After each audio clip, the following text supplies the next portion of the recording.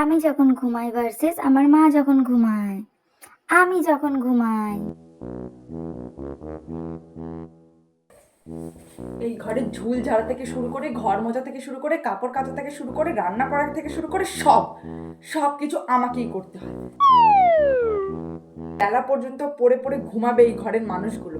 একটা মানুষ যে কোন ভোরে উঠেছে, ভোর 5টা থেকে উঠে ঘরের কাজ করছে, কোনো বিবেক বুদ্ধি বলে কিচ্ছু নেই, পড়ে পড়ে ঘুমাচ্ছে।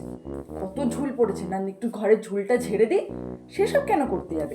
ঘরটা একটু ঝাড় দিয়ে দিই, সেগুলো কেন করতে যাবে? ওফো, কি করছো মা? কি করছি মানে? ঘরের ঝুল ঝাড়ছি, দেখতে পাচ্ছিস না?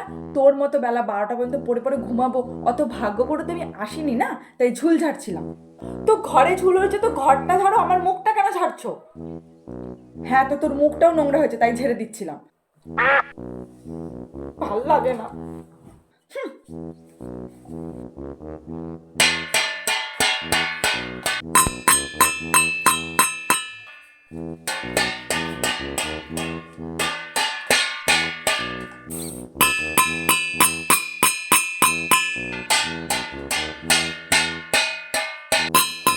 ওফো মা, তুমি এখানে কি করছো? কি করছি মানে? আজকে জলখাবারে লুচি বানাবো, তাই জন্য সাদা তেল নিতে এসেছিলাম। কি করছি? ওর জন্য আমি রান্না বান্নাও বন্ধ করে দেবো? ইচ্ছে করে করছো, ভাল লাগে না।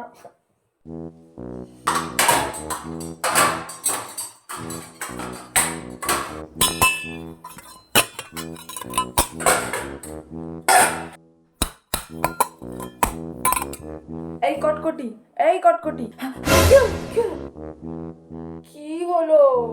এই তো জামা কাপড়গুলোতে তাড়াতাড়ি আমি কাচবো, বেলা 11টা বেজে গেছে, আমি এরপরে কেচে দিতে পারবো না। ওট ওট ওট, বাসি জামা কাপড়গুলো খোল, তারপরে তুই ঘুমা।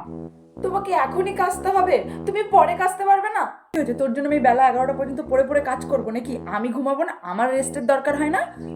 এখনই খুলে দে জামা কাপড়গুলো। ভাল লাগে না, মনে হয় কি বাড়ি ঘর ছেড়ে চলে যাই। ঠাকুর, আমাকে এই ঘরে কেন জন্ম দিয়েছো? আর আমার মা যখন ঘুমায়।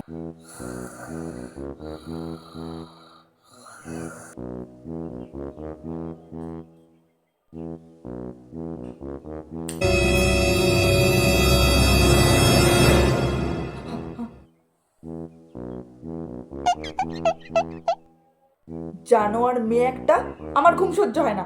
এই সবে মাত্র 12টার সময় ঘুমিয়েছি, 4টে বাজে, মাত্র 10 মিনিট হয়েছে। শান্তি নেই না? শান্তি মনে আমাকে ঘুমাতে দিবি না, জানোয়ারের বাচ্চা একটা।